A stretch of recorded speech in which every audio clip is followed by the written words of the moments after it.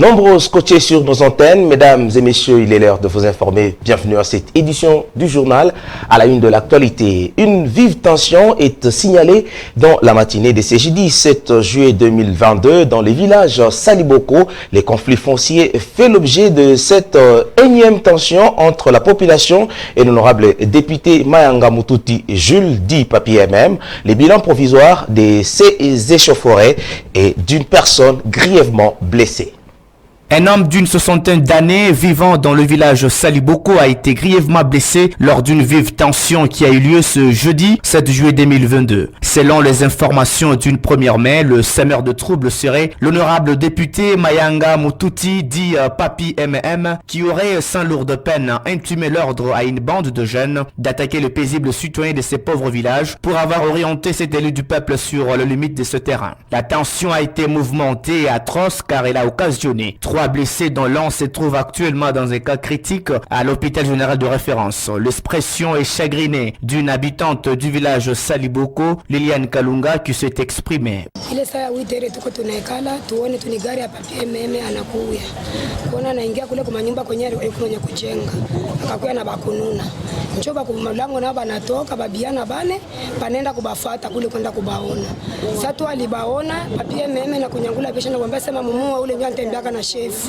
Yeye mwenyewe Papi MM yeye mwenyewe kunyangula beshi kumupika shananguka. Kile kipindi Kenya alianguka njoo kulokota mabiriki ya bloki. Kwanza kumupika kumanga sema fia hapa. Wale wenyewe walikuwa nabo kuona vile nabo banaingia banakuwa napigana. Njoo sasa yeye naye banakuwa napigana na wale wengine alikuwa na biana bine. Banakuwa namchangilia mtu. Njoo banasema hapana kumbe hivi wataua huyu. Mbona mtu bantu kumugini. Kipindi anajifungilia nyumba yake njoo bantu tunakuwa namchunga pa nyumba atoke akatoka kipande kidogo basoda banafika bakupiaje. Kipindi basoda banafika mama muacha tukuacha. Mama muacha mkuacha banapika bale. Bana mama muacha tukuacha. Njoo kisha tena kipindi kinene yeye Papi MM anaita ba polisi.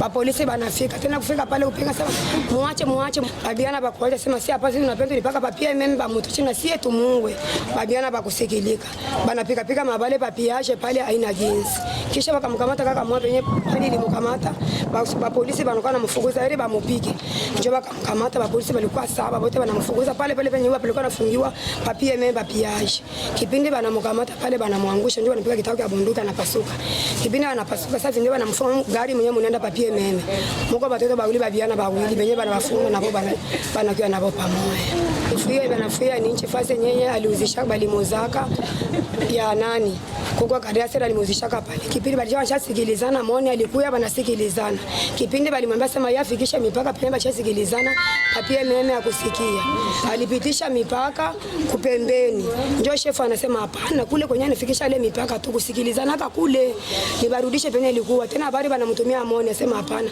anapitisha mipaka kwenyewe mkusikilizana arudie pale penye tulisikilizana kasi wote tuko penye kujua njoo afikishe yeye Papi MM akupenda kusikia alipenda paka bebe mtoni mote kisi kulikuwa bantu zote bantu nakumia tunabacha bantu wakumia babiana balikuwa napenda bende babomole ile manyibaka ilikuwa mkujenga pale benye bana metu sema benye bana mia ni bantu bawili njoo beko kwao mwe huyu mtu manje yako mkambaya njoo yako Papi MM kule kwetu kula asifike jaki kitendo kenyana anaonesha hatutaki tukimwona hakuna jinsi sinye tulimuvote ye Papi MM hivi bado tulikuwa tunalia pa mulango Papi MM kwa na sauti tumia we député.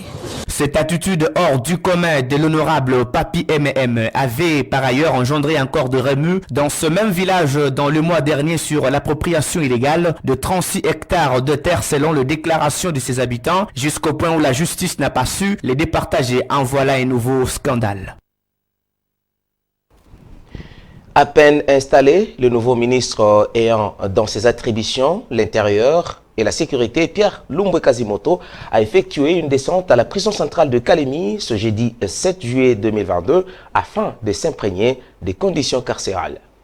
Pas une seconde à perdre pour le nouveau ministre de l'Intérieur et Sécurité, Pierre Lumbwe Kazimoto. Installé le mardi 5 juin dernier au cours d'une cérémonie des remises et reprises, le nouveau patron de la sécurité dans le Tanganyika a effectué sa première descente sur terrain ce jeudi 7 juillet 2022 à la prison centrale de Kalemi avec à ses côtés le général de la police nationale congolaise Tanganyika, Yav Mukaya Jean. L'objectif de cette visite à la maison principale de détention rentre dans les cadres de s'imprégner de la situation carcérale des détenus. Arrivé sur place, Pierre Lumbwe Kazimoto a reçu des doléances venant du directeur adjoint de la prison centrale de Kalemi, Célestin Momedi, qui, dans son plaidoyer envers l'autorité, est revenu sur les conditions hors du commun dans lesquelles vivent les détenus. Cette prison, lors de sa création, était censée accueillir 250 détenus seulement, mais aujourd'hui, elle compte plus de 1000 détenus. Il a en outre souligné plusieurs cas de décès qui sont enregistrés du jour au lendemain des suites des manques de médicaments et de personnel soignant.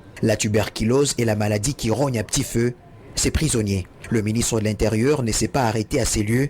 Il a fait en peu de temps une tournée de toute la prison afin de palper du doigt des conditions hors du commun de la prison centrale de Kalemi. Prenant la parole, Pierre Lumbwe a promis de transférer ses doléances acquis des droits pour les solutions rapides et adéquates. J'ai vu, il y a beaucoup à résoudre. Tout ce que j'aimerais dire, on va prendre des dispositions pour sécuriser les établissements en question. Je vais faire rapport à qui des droits, que son Excellence Madame la Gouverneure, pour réunir toutes les faisabilités qu'il faut pour sécuriser la prison. Merci beaucoup. La prison centrale de Kalemi, rappelons-le, a été créée en 1928 et a bénéficié pendant une longue période de aides venant de la MONUSCO. La population de la ville de Kalemi, abonnée de la Société nationale de l'électricité SNEL en sigle, accuse les services urbains de l'énergie qui envoient ses agents à la coupure de l'électricité dans leur ménage. Interrogé à ces sujets, le chef des services urbains de l'énergie rejette en bloc toutes les accusations et donne les orientations sur le raccordement du courant électrique. Suivez. Non, le service ne coupe pas du courant, sauf que nous faisons les contrôles sur base de l'arrêté que nous possédons. Nos agents sont sur terrain sur ordre du maire de la ville. Ils ont leur ordre de mission. La plupart des gens ne veulent pas passer, demander ou avoir les documents qui autorisent aux gens d'avoir les courants. Parce que premièrement, les gens doivent d'abord passer par les services de l'énergie. C'est le service de l'énergie qui donne l'autorisation de raccordement en eau et en électricité.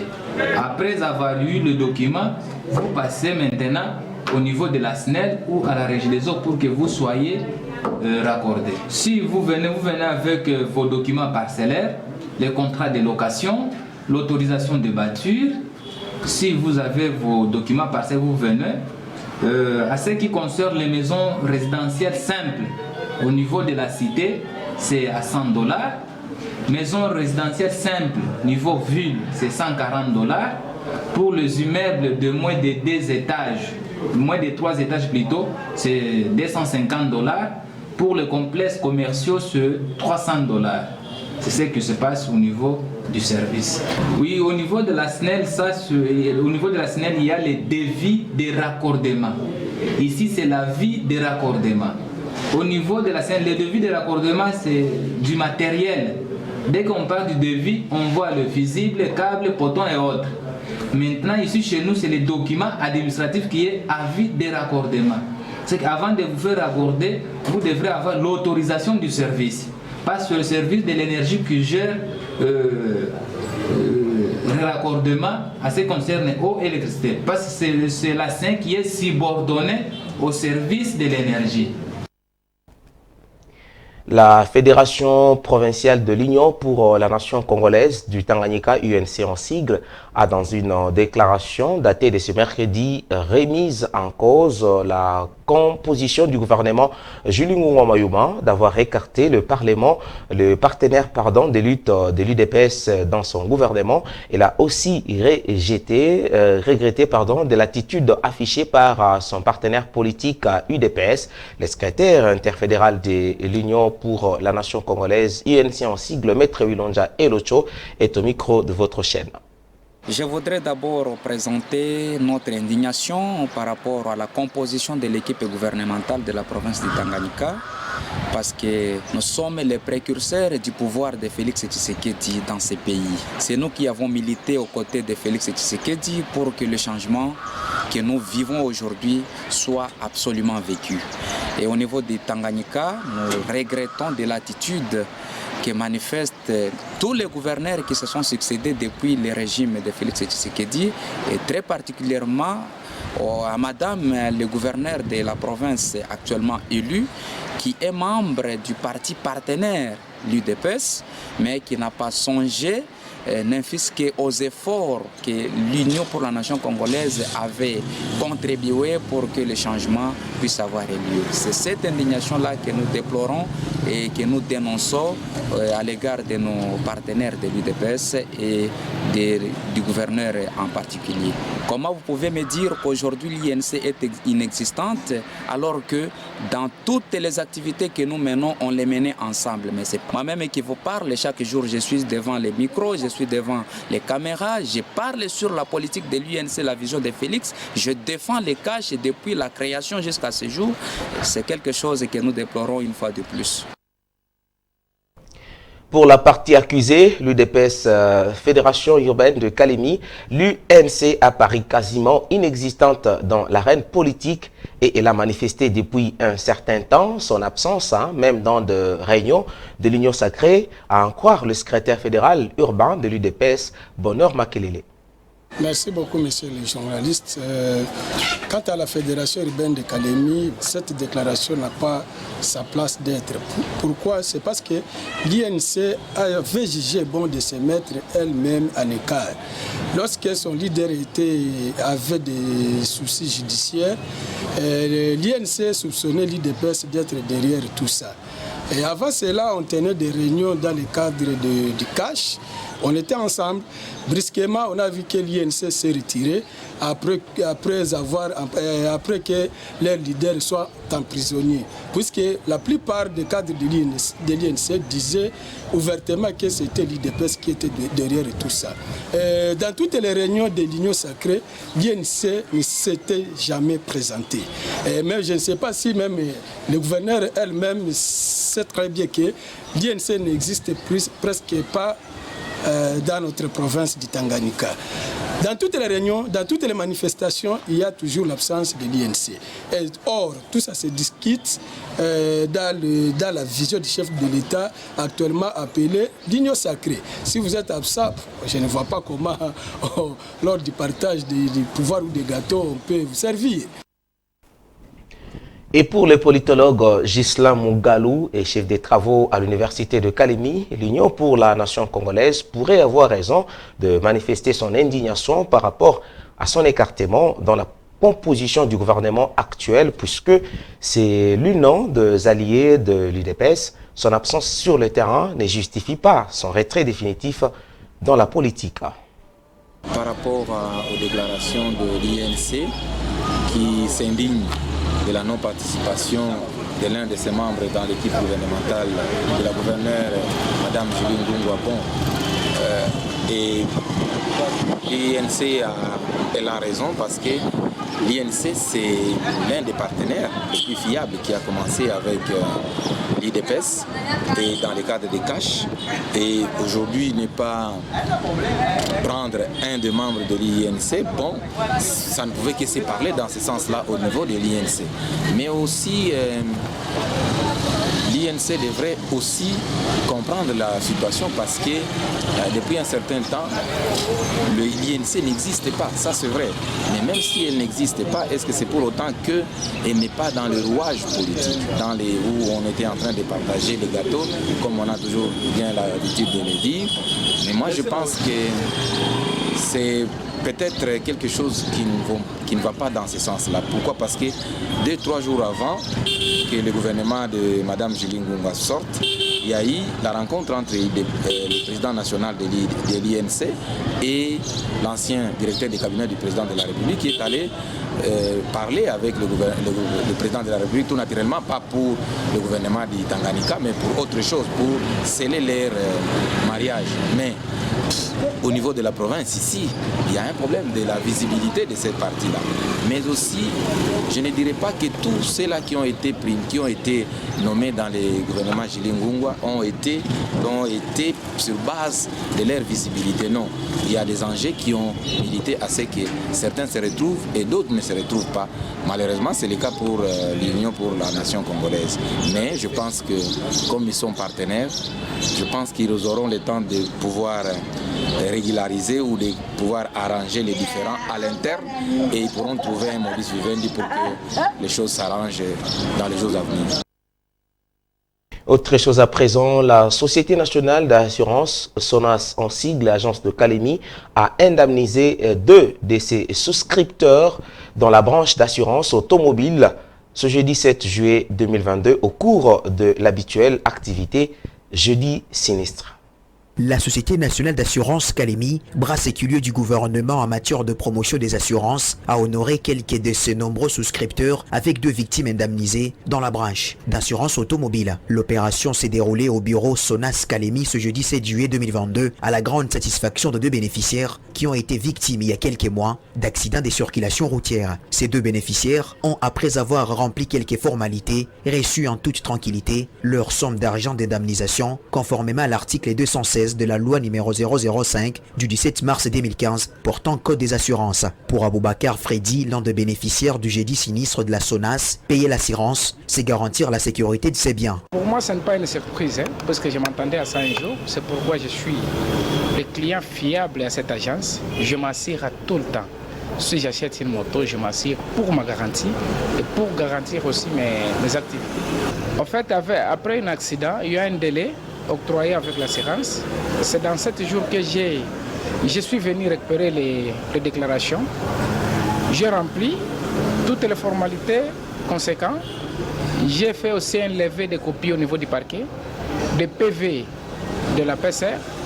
J'ai annexé tous les documents nécessaires et déposés au niveau de l'assurance. C'est pourquoi aujourd'hui je suis bénéficiaire de cette activité. Qu'il laisse cette ignorance. C'est important d'être assuré. C'est très important. C'est très important. Une fois être assuré, tu dois avoir toutes les garanties possibles dans la vie. Kaiko Mouloubi, chef d'agence SONAS Kalemi, a quant à lui rappelé le bien fondé d'être assuré. Cet acte de la SONAS, c'est ça même le devoir et l'obligation et même la raison d'être de la SONAS.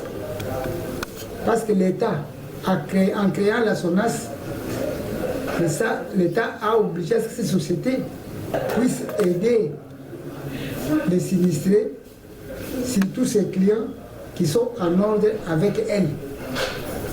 Raison pour laquelle, à son article 216 de la loi numéro 15-005 du 17 mars 2015 portant code des assurances, dans la loi créant la SONAS, cette matière, nous avons le devoir de payer tous les sinistres qui nous viennent au cas où un client assuré chez nous trouve un accident. Nous en appelons tous les clients, surtout la population de Kalemi, de ne pas suivre les ondits.